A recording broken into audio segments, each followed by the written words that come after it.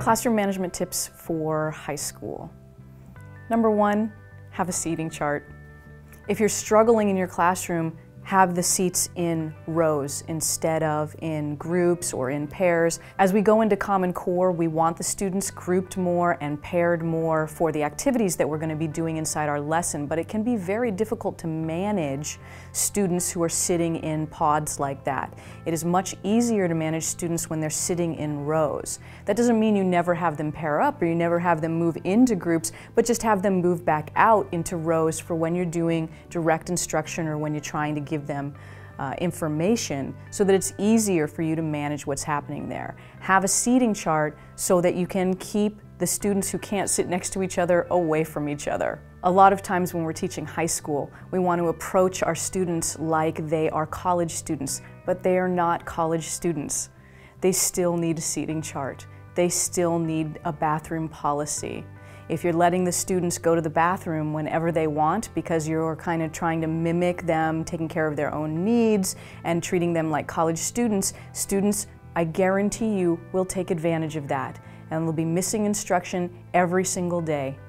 And that over time, those 10 minutes out of class each period adds up to a lot of missed instruction and a lot of disruption, not only for them in their learning, but for you as they come back into the room each time they've gone out to go to the bathroom. Also, with high school, we want to incorporate movement more into our lessons. High school classrooms traditionally in the United States are looking like a teacher at the front speaking for 45 minutes to students, and the students just kind of wilting inside of the lack of engagement there.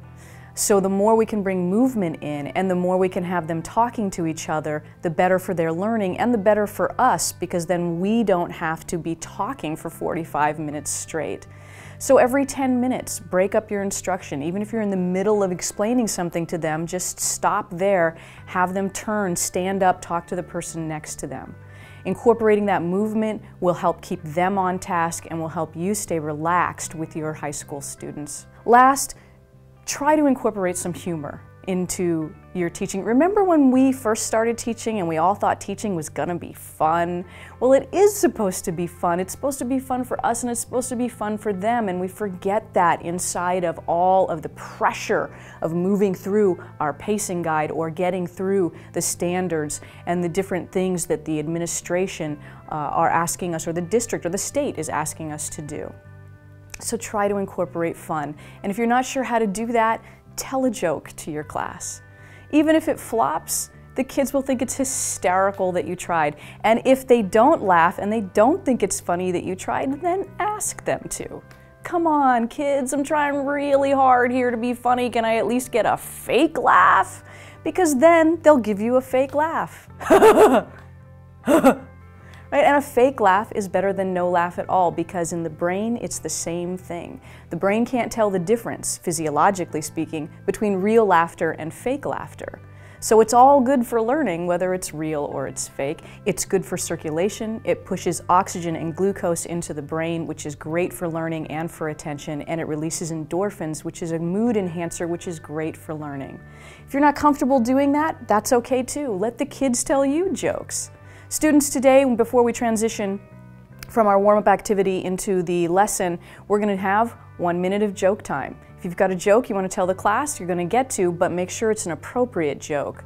If you tell an inappropriate joke, this will be the last time you ever get to share a joke in class. But if it's appropriate, let's try it. 2 or 3 students share a joke, they think it's funny, you think it's funny, everybody has a good time, has a nice laugh, and then you transition into the lesson. Bring humor, bring movement, and use a seating chart.